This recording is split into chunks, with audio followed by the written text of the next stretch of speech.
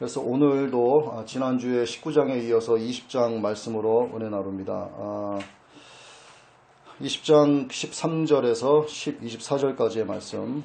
사도 바울이 3차 선교 여행을 이제 마치게 되죠. 이 선교 3차 여행을 마친 바울이 에베소에서의 사역을 이제 어느 정도 마무리 짓고 성령에 힘입어 성령에 이끌림 받아서 예루살렘으로 가려고 하는 거예요. 거기서 예루살렘에 가서 지금까지 선교 여행을 쭉 하면서 이방 선교를 통해서 세워진 교회들, 많은 교회들, 그리고 예루살렘에 있는 모 교회가 있잖아요. 이 모 교회와의 연관성을 확인하고 또 이 이방 선교가 이루어지는 동안에 예루살렘에서 하고 있었던 여러 오해들이 있었어요. 이것들을 좀 풀고자 합니다. 그래서 예루살렘에 가서 하나님의 말씀을 지금껏 어떻게 선포를 했고 또 자기가 복음을 전하는 중에 나타나신 주님의 능력도 증거하고 또 이방인들이 주님 앞에 돌아와서 하나님 나라의 백성이 된 것, 이런 선교 보고를 예루살렘에 가서 하고 또 현재 어려움을 겪고 있는 그 예루살렘 교회에 가서 구제비를 전달하려고 하는 겁니다. 구제비를 전달하면서 교회의 일치된 사랑을 보여주기 위해서 사도 바울이 그럼 이제 성령에 이끌리신 받아서 예루살렘으로 가겠다 하면서 이제 서두르는 이제 그런 장면인 거죠. 바울은 이렇게 예루살렘의 선교 보고를 끝낸 뒤에 그걸로 끝내는 것이 아니라 새로운 차원의 선교 사역을 준비하고 있었던 거예요. 그러니까 지금까지 했었던 수리아 안디옥을 중심으로 했었던 이런 동방 지역의 선교를 어느 정도 마무리 짓고 로마를 거점으로 하는 서방 지역의 복음을 전하겠다. 이러한 계획을 세우고 나아가려고 하는 거죠. 그래서 바울은 이제 출발하기 전에 드로아에서 그의 제자들과 또 거기 모인 사람들에게 애틋한 마음으로 복음을 전하는 그런 장면이 오늘 말씀 중에 나옵니다. 그때 이제 드로아에서 바울이 말씀을 밤새도록 전하고 있는데 창틀에 앉아서 꾸벅꾸벅 졸던 청년 하나가 있었죠. 그 청년이 이름이 유드고란 청년인데 졸다가 3층 밑으로 떨어지는 거죠. 거기서 죽게 됩니다. 그 청년을 바울이 이제 주님의 능력으로 살려내죠. 그리고 이후에 바울은 이 드로에서 출발해서 밑으로 내려가면 미둘레네라는 곳이 있어요. 미둘레네를 지나서 더 밑으로 내려가서 기오라는 곳을 지나서 에베소로 가도 되는데 마지막으로 한번 들려도 되는데 에베소에 들리지 않고 에베소 밑에 있는 밀레도라고 하는 곳으로 이동을 하게 됩니다. 왜 사도 바울이 마지막으로 에베소에 한 번 더 갈 수도 있었는데 안 갔느냐 하는 부분에 대해서는 뒤에 이제 말씀이 나오죠. 그렇게 사도 바울이 밀레도라는 곳으로 갑니다. 거기서 도착을 해서 에베소로 가면 될 것을, 자기 한 몸 가면 될 것을 가지 않고 에베소에 있는 장로들을 자기 있는 곳으로 부르는 거예요. 그게 이제 본문 17절에서 에베소에 있는 장로들을 부르는 말씀이 나옵니다. 바울이 밀레도에서 사람을 에베소로 보내어 교회 장로들을 청했다, 이런 말씀이 나오죠. 여기서 장로는 뭐냐면 오늘날 우리가 말하는 그런 장로의 개념이 아니고 교회의 어른, 지도자, 교회의 리더, 이런 의미를 가지고 있습니다. 그래서 각 교회 장로들을 불렀다라고 하면은 오늘날의 개념으로 말하면 각 가정교회를 책임지고 있는 교회의 지도자들을 얘기하는 거예요. 그래서 각 교회의 목회를 담당하는 교회 리더다. 그들을 불렀다. 이렇게 해석하시면 되겠습니다. 그래서 바울이 부른 그들, 장로라고 칭한 그들을 교육한 곳이 어디였을까요? 두란노 서원이었어요. 하나님의 말씀을 믿고 받아들이고 또 말씀의 근거에서 살아가는 사람들 가운데서도 특별하게 충성스러운 삶을 살아가는 사람들을 사도 바울이 두란노에서 2년 동안 신학 교육을 시킨 겁니다. 이들을 뽑아서 강론하고 권면을 했어요. 그래서 각 가정교회를 책임질 수 있도록 철저하게 교육을 시켰었죠. 우리가 지난 19장에서 이 말씀을 배웠습니다. 그런 그들에게 바울은 이제 마지막 권면을 하기 위해서 부른 거예요. 에베소로 가도 되는데 가지 않았다는 얘기죠. 조금만 한 40여 킬로만 올라가면은 에베소인데 그리 가지 않고 밀레도에 도착한 바울이 자기들을 불렀다. 장로들이 생각할 수 있겠죠. 바울이 오면 되는데 왜 우리를 불렀을까? 그런데 그들은 그런 생각을 한 것이 아니고 바울이 부르니까 먼 길 마다 않고 하나같이 아멘하며 다 밀레도로 향합니다. 그래서 바울을 만나게 되는 거예요. 서로 연합해서 동역을 해야 된다는 겁니다. 이렇게 말씀을 가르치는 사도 바울이나 말씀을 배우는 그 교회 리더들이나 서로 연합이 잘 된 거예요. 이게 서로 복음 전하는 일에 동역을 했다라고 하는 것을 우리가 말씀을 통해서 볼 수가 있습니다. 동역한다는 거, 연합한다는 거 정말 중요하죠. 우리나라에도요, 국제선교신문을 발행하는 세계선교연대라고 있어요. 그 세계선교연대 거기 대표 되시는 그 최유한 목사님이 계시고, 우리 그 목사님과 함께 과거에 이제 신학을 함께 하셨던 분이신데, 아주 매우 절친이세요. 그리고 아버지보다 좀 이렇게 좀 후배 되시는 그분이 이제 거기 세계 선교연대 대표 되시는 분이신데, 전 세계에서 선교하는 현역 선교사님들, 그리고 현재 선교하고 있는 현재 선교 단체 여러 단체들이 그 연대해서 모이는 그 중추적인 역할을 하는 것이 바로 세계 선교 연대라고 하는 단체입니다. 거기가 한 달에 한 번씩 세계 각지의 선교사들이 명동 프린스 호텔에 모여서 세미나를 열어요. 매월 첫 주 토요일 날 합니다. 거기에 많은 선교단체가 있는데 그 중에서도 30개의 정회원 단체가 거기에 정회원으로 등록이 되어 있어요. 많은 단체 중에서. 그 중에 우리 아둘람 복음 공동체가 30개의 정회원 속에 들어가 있습니다. 이렇게 그 모든 일에는요, 예나 지금이나 주님 안에서의 반드시 연합이 있어야 된가. 독불장군은 없는 겁니다. 복음 앞에서. 우리가 하고 있는 하노이 선교 또한 사실 마찬가지죠. 그것에 현지 그 목회자들과 연합해서 주님의 일꾼을 양육하는 두란노 서원과 똑같은 일을 하는 거예요.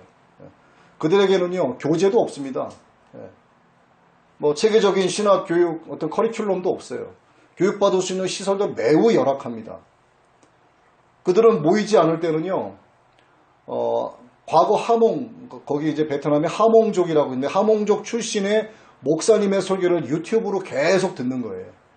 근데 지금 현재 살아서 목회하고 있는 현지 목사님들은 베트남에서 자기들의 설교를 유튜브에 올릴 수가 없어요. 감시를 당하니까. 그러니까 이 설교를 듣는 목사님은 10년 전에 돌아가신 분이에요. 그분이 유튜브에 올려놓은 거를 계속 그 말씀을 가지고 공부하는 겁니다. 이게 이렇게 열심히 한다는 얘기죠, 이들이.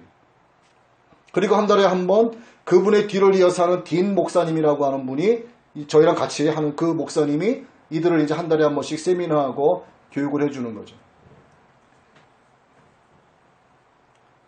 그 현지의 상황이 그렇게 복음을 전하는데 열악한 환경을 가지고 있지만은 교육을 하고 또 교육을 받는 그들의 마음에 전혀 지장을 주진 않습니다. 다만 조금 불편할 수는 있겠죠. 그들도. 근데 그것도 사실은 개인 기준차에 따라서 불편하다 불편하지 않다 이런 결과가 나오는 거기 때문에 어쩌면 저만 음식 때문에 조금 불편해하고 잠자리 때문에 조금 불편할 수도 있었겠죠.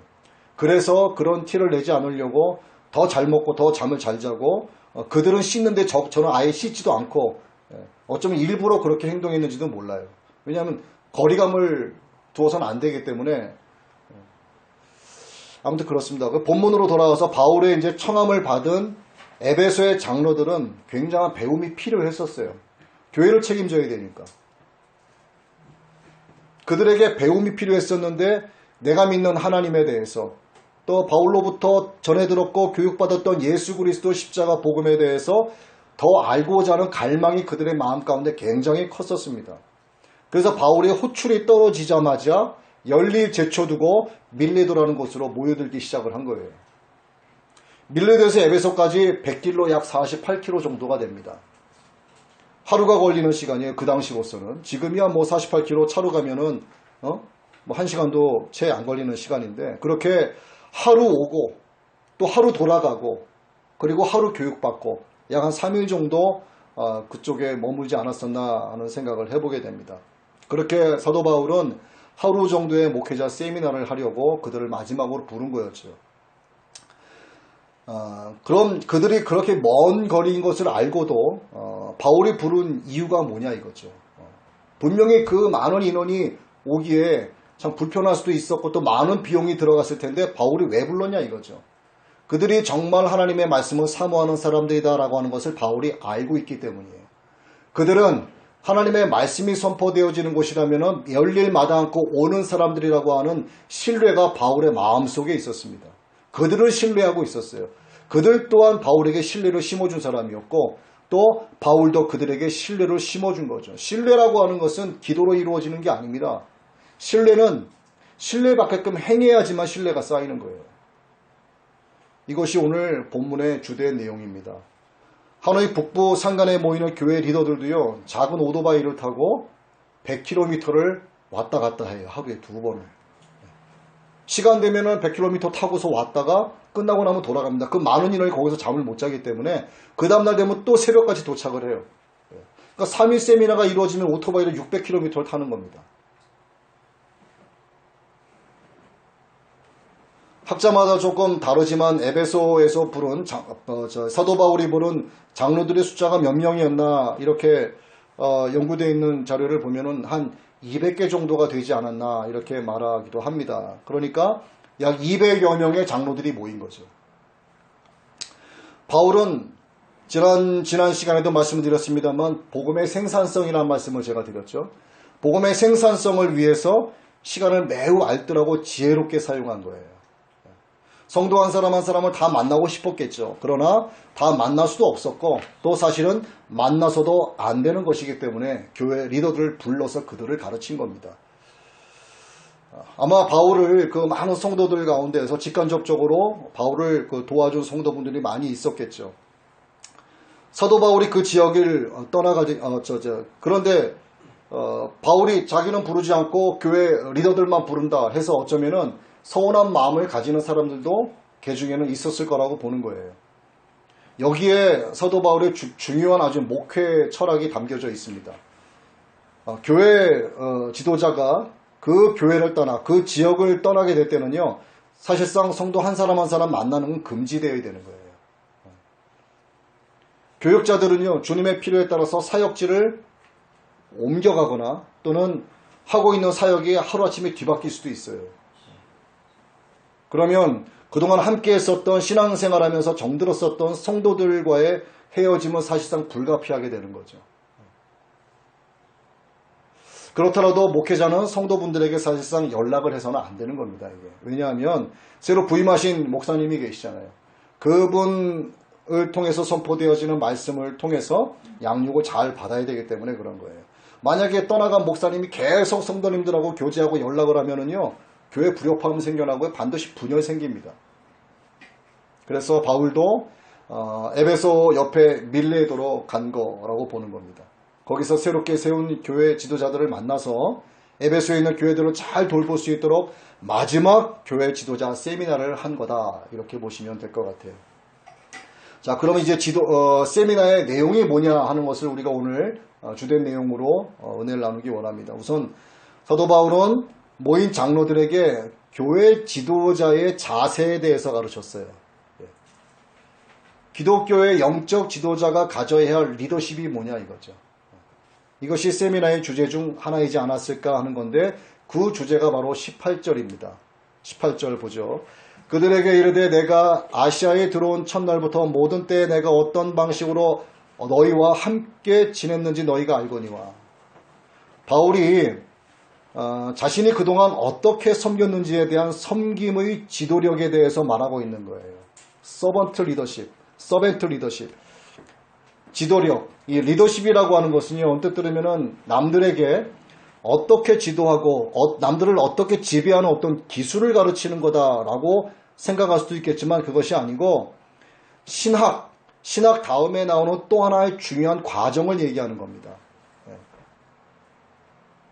먼저 신학이라고 하는 걸 보면 여러분들 개념적으로 좀 알고 계시겠지만 하나님에 대해서 알아가는 학문이에요. 하나님은 어떤 분이신가? 예수님은 어떤 분이신가? 또 어떤 분야가 있는가? 이런 것들이 사실상 우리가 개념적으로 알고 있는 이론적인 신학입니다. 이 신학이 내 삶에서 실제가 되게 해야 한다 하는 것을 사도 바울이 가르치는 거예요. 자, 내가 이 시대에 지금 현재 처한 이 환경 속에서 무엇을 하면서 살고 있고 또 내가 지금 처한 이 상황에서 어떤 모양으로 존재하고 있는가? 이런 질문들에 대해서 그 답을 성경 안에서 찾아가는 것. 이것이 소위 말하는 진정한 의미의 개인신학이 되는 겁니다. 개인신학. 이걸 다른 말로 말씀을 드리면 여러분 한 사람 한 사람도 지금 다 신학을 가지고 계시는 거라 이 말이에요. 하나님 앞에서 여러분이 추구하고 행하는 그 일련의 것들, 언행심사 모든 것들, 이것들이 바로 여러분의 개인 신학이 되는 겁니다. 그리고 이 신학이 구체적으로 내 삶에서 어떻게 표현되느냐 하는 것. 주님께서 내게 주신 은사를 따라서 나는 하나님과 사람 앞에서 무슨 일을 어떻게 하고 있는가에 대한 이것이 바로 서벤트 리더십이에요. 섬기는 자의 지도력이라 이 말입니다. 섬기는 자의 지도력이 있으려면은 개인 신학이 있어야 되는 거예요. 성경에 근거한 개인 신학이 내 몸에 박혀 있어야 되는 겁니다. 그래서 정리하자면 내용이 신학이고 지도력은 표현 방법이다 하는 거예요. 그 바울이 그들에게 가르치는 거죠. 내가 너희에게 어떠한 근거를 가지고 어떻게 섬겼는지 너희가 알지 않느냐. 이게 18절에서 그렇게 얘기하는 겁니다.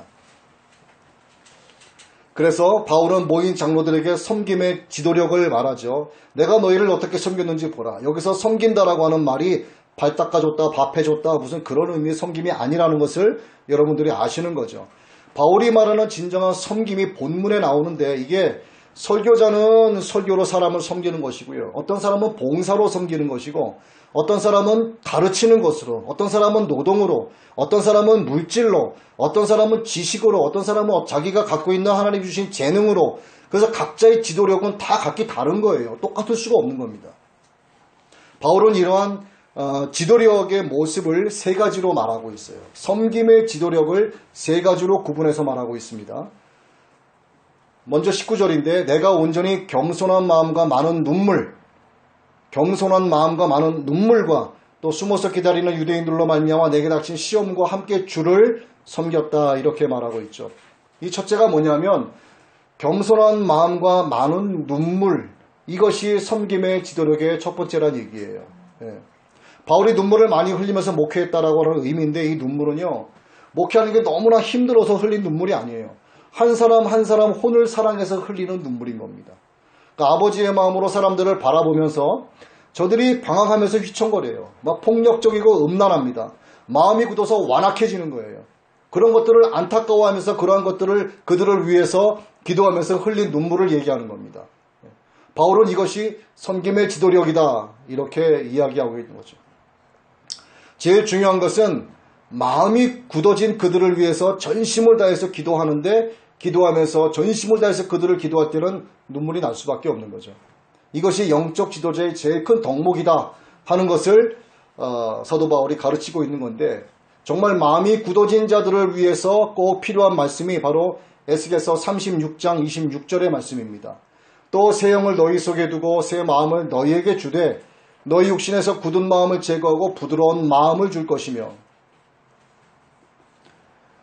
이에 관한 어떤 내용이 있는데 무신론자인데 불가지론자에 가까운 리처드 도킨스라는 사람이 있죠. 이 사람과 같은 부류의 사람이 있는데 시카고 트리뷴지의 그 신문 기자입니다. 리 스트로벨이라는 기자가 있었는데 최연소로 시카고 트리뷴지에 들어갔고 아주 엘리트 코스를 밟은 기자였어요. 14년 동안 그 시카고 트리뷴지에서 법률 담당 기자로 일을 하고 있었는데 어느 날 어린 자기 딸의 가족들과 함께 식당을 갔는데 어린 딸이 사탕이 목에 걸린 거예요. 그 아이가 숨을 못 쉬니까 막 당황을 하는 겁니다. 그때 옆 테이블에 있던 어떤 여자 손님이 다가오더니 아이를 살려내는 거예요. 아이가 숨을 쉬죠. 그리고 나서 그 손님이 하는 이야기가 주님께서 나를 강권적으로 이 식당으로 가도록 마음을 주셔서 제가 오늘 이곳에 오게 됐는데 바로 이 아이 때문에 그런 것 같습니다. 라고 얘기를 해요. 그 리스트로벨 가족은 무신론 가정이었어요. 그런데 그 아이를 살려준 그 여자의 말을 들은 아내가 그 말에 감동이 돼서 이후에 그 간호사를 찾아가는 거예요. 그로부터 예수님 복음을 전해 듣고 예수님을 믿고 영접하게 됩니다. 그 뒤로 그는 하나님의 말씀에 더욱더 심취하게 되고 신앙을 갖게 되는 거예요. 그런데 그렇게 하나님의 사람으로 변해가는 그 남편 되는 리스트로벨 기자가 못마땅한 거예요, 이게. 그래서 리스트로벨이 예수가 가짜다라고 하는 것을 밝히기 위해서 찾아내는데 무엇을 밝혀내면 이것이 가짜다고 하는 것을 밝혀낼까? 똑같아요. 예수의 부활이 가짜다라고 하는 것만 밝혀내면 끝나는 겁니다. 그래서 아내한테 얘기하지 않고 이것저것을 다니면서 온갖 자료들을 다 수집하는 거예요. 몇 개월의 시간이 흐르면서 집안에서 아빠로서 남편으로서의 어떤 제대로 역할도 수행하지 않고 여기에 파묻혀서 여기에 몰두해서 완전히 여기에 미쳐서 예수가 가짜다라고 하는 것. 내 아내가 예수에 빠져 있는 것에 대해서 막 질투심을 느끼고 벗어나게 하려고 막 온갖 애를 다 쓰는 거예요. 그리고 몇 개월 뒤에 그 사람이 자기가 그동안 잔뜩 쌓아놓은 모든 자료들 앞에 가만히 서서 무릎을 꿇고 고백을 합니다. 하나님, 당신이 이겼습니다. 그리고 모든 걸 정리하고 다시 집으로 가서 아내한테 가서 몇 개월 동안 자기에게 있었던 그런 일들을 다 고백을 해요. 사실은 내가 몇 개월 동안 당신에게 말하지 않은 게 있는데 예수의 부활이 가짜다라고 하는 것을 증명해내기 위해서 내가 그동안 바빴다. 미안하다. 결국 하나님이 이겼다. 예수님의 부활은 사실이다. 이렇게 고백을 하고 아내를 통해서 예수님을 거기서 영접을 하게 됩니다. 그때 그 아내가 몇 개월 동안 남편이 저렇게 방황하는 그런 방황하는 모습을 보면서 아내가 붙들고 기도한 말씀이 바로 에스겔서 36장 26절의 말씀이었어요. 남편을 향해서 이 말씀을 붙잡고 기도했습니다. 하나님, 제 남편에게 새 영을 주시고 새 마음을 주시옵소서. 내 남편에게 그 마음을 주셔서 육신에 있는 굳은 마음을 제거해 주시고 내 남편에게 부드러운 마음을 주옵소서. 이 말씀 그대로 그가 예수님을 영접을 하게 됩니다. 그 리스트로벨 기자는요, 신문사를 그만두고 지금 현재는 미국 텍사스 우즐랜드 교회 담임 목사님으로 계세요. 그리고 기독교 변증가로서의 강연과 저술 활동을 활발하게 하고 계시는 하나님의 귀한 종으로 쓰임받고 있습니다. 성령께서 불같이 역사하시기 위해서는요, 그 아내처럼 자신을 제물로 바치는 희생이 필요한 거예요.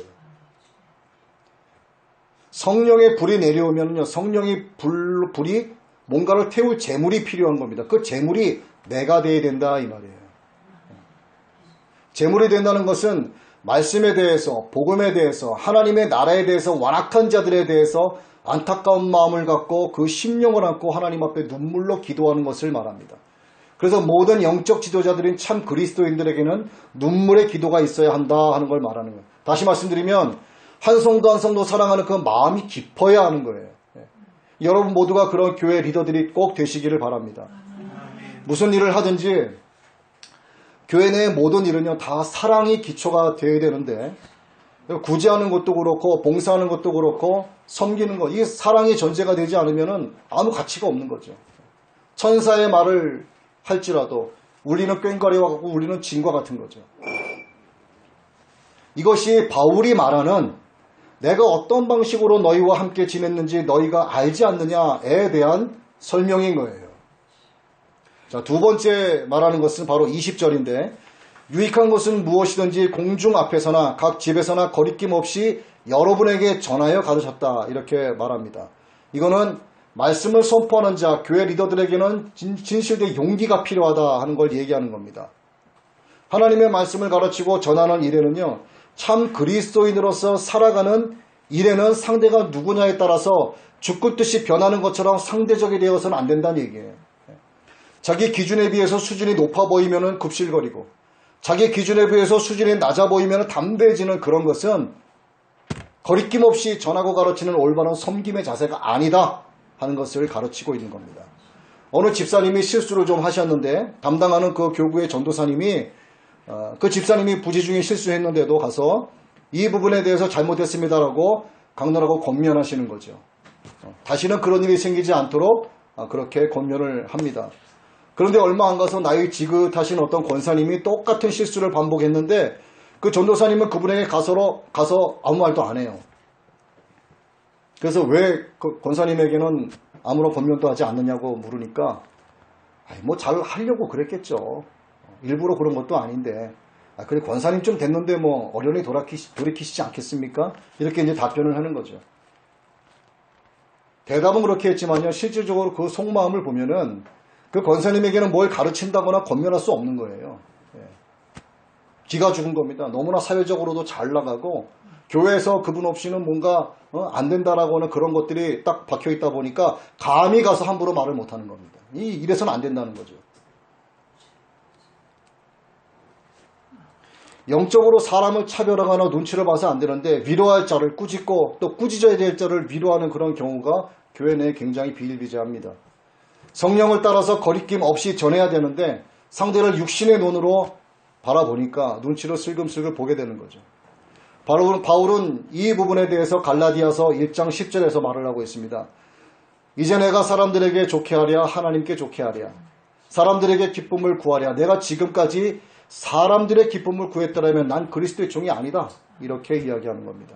상대가 누구든 기죽지 말고 하나님의 뜻을 거리낌 없이 그대로 전하는 것이 말씀을 가르치고 전하는 자의 윤리강령이고 이게 섬김의 지도력이다 하는 것을 장로들에게 바울이 가르치고 있습니다. 이것이 우리에게 그대로 적용되어야 되는 거예요. 교회 목사, 장로, 권사뿐만이 아니고 모든 성도가 어차피 로마서 1장 6절에서 말씀하셨잖아요. 예수 그리스도의 다 종된 분들이에요. 그러면 교회 리더가 될 수 있고 교회 지도자가 될 수 있는 겁니다. 그러면 어디에 가서도 담대하게 상대를 육의 눈으로 바라보는 것이 아니라 영의 눈으로 바라보고 아버지의 마음을 품고 거리낌 없이 선포하고 강론하고 권면할 수 있어야 된다 하는 것을 말하는 거죠.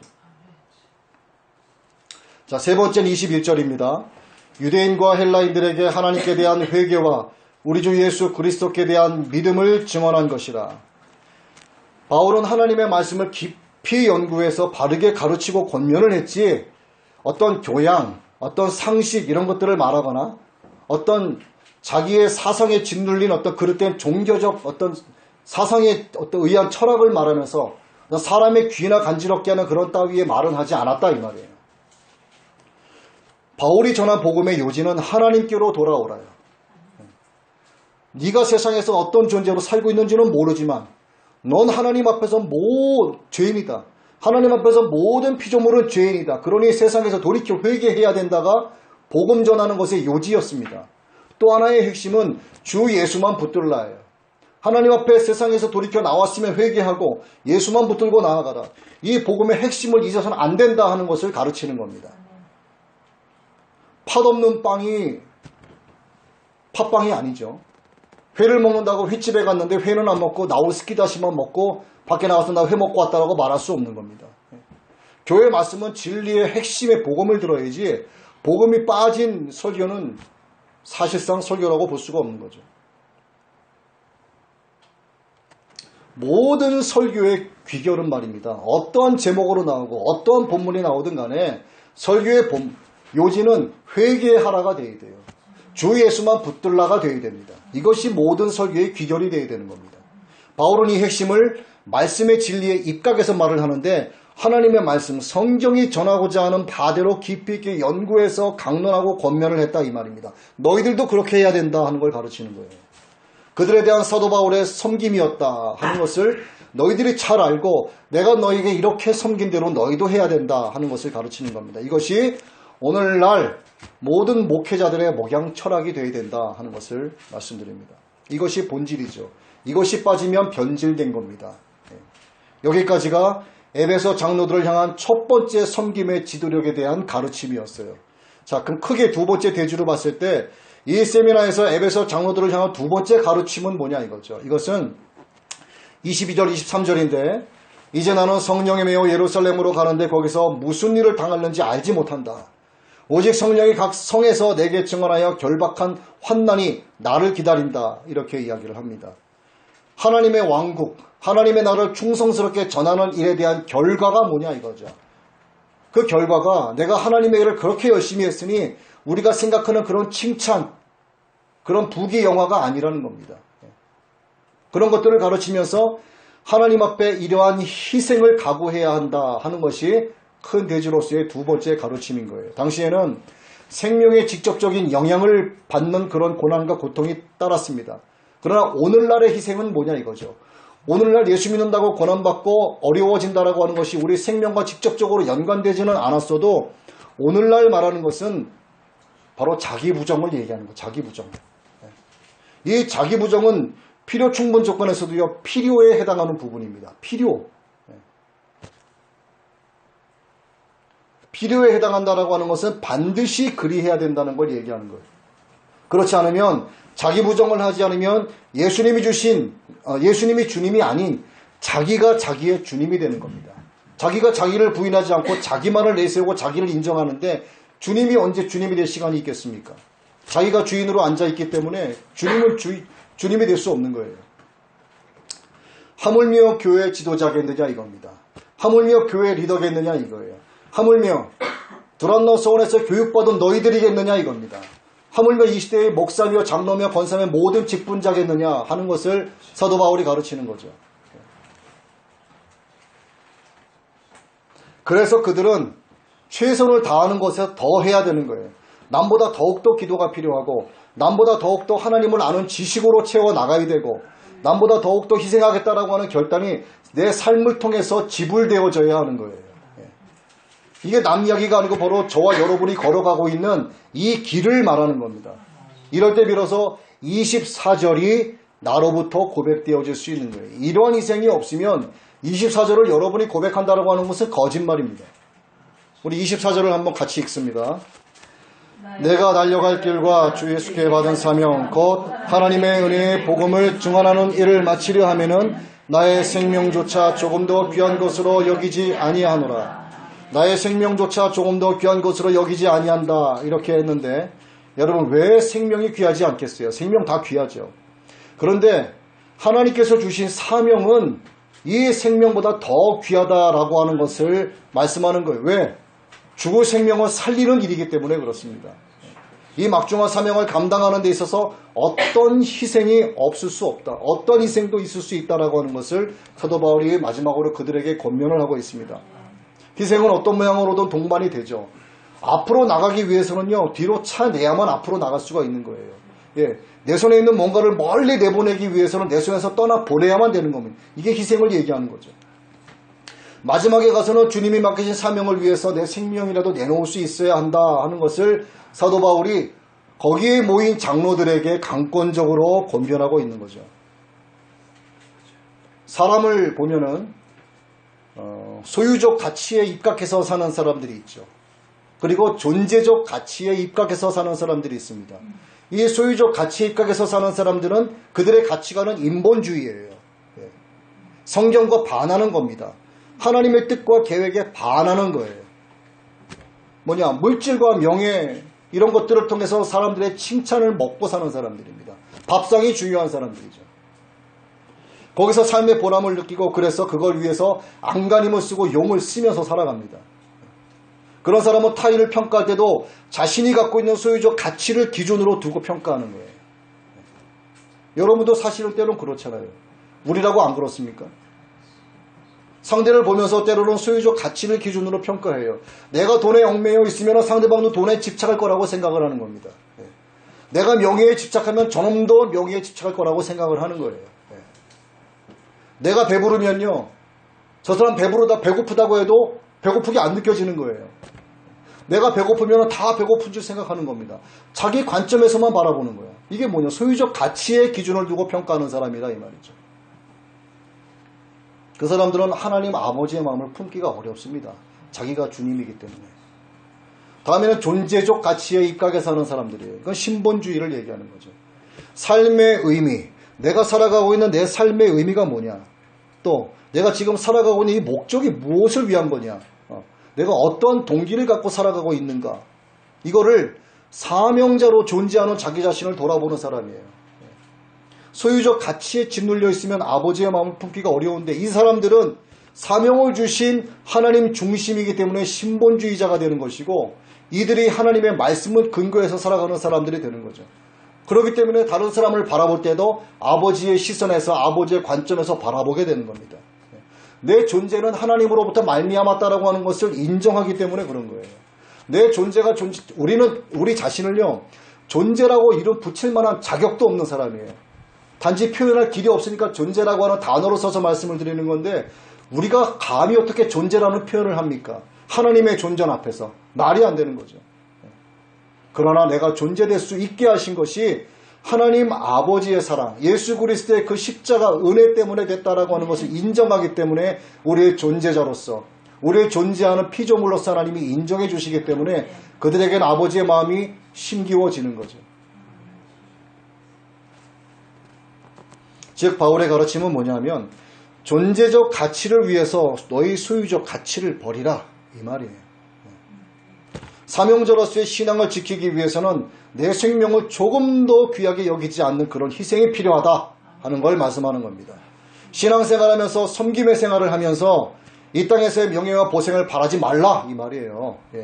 예수께 받은 귀한 사명을 감당하려면 너희들은 희생을 무릅써야 한다. 오늘로 치면 자기 부정이 있어야 된다. 이것이 바로 사도 바울이 말한 이 세미나에서의 주제고 오늘 설교의 주제가 되는 겁니다. 어느 심리학자가 그래요. 자존심을 위해서 사는 사람이 제일 많다, 이런 얘기를 합니다. 자존심 지키기 위해서 길을 쓰고 살아가는 거예요. 뭔가 잘못된 것도 한참 잘못된 거죠. 이거야말로 진짜 주객 전도되는 겁니다. 존재적 가치로 살아가는 데 있어서 가장 큰 짐은 바로 자기 자신이죠. 그렇기 때문에 자기 부정이 없이는 존재적 가치로서 존재할 이유가 없는 겁니다. 그냥 소유적 가치만 되는 거예요. 자기 자신은 육의 생명이라고 하는 그 육의 생명의 울타리에 가두어 놓기 때문에 항상 짓눌려 있는 거예요. 그런데 그 육의 울타리를 풀어두면은 진리 안에서 무한대의 자유가 보장이 되는 거예요. 그게 희생이라 이 말입니다. 그 문을 열지 못해서 늘 묶여 있고, 그래서 늘 옹졸하게 살면서도 겉으로는 아무렇지도 않은 척 살아가는 거예요. 왜? 지금까지 소유적 가치에 짓눌려 살아온 것에 익숙해져 있기 때문에 짓눌려 있는 것조차 인지하지 못하기 때문에 그렇습니다. 아주 위험하고 무서운 거죠, 이것이. 그래서 이것들을 던져버리라 하는 거예요. 이게 희생이다. 이러한 섬김이 하나님이 바라시는 것이다 하고 사도 바울이 가르치고 있습니다. 오늘 하나님께서 바라시고 원하는 이러한 삶을 여러분 모두가 살아내시길 주님의 이름으로 축원합니다.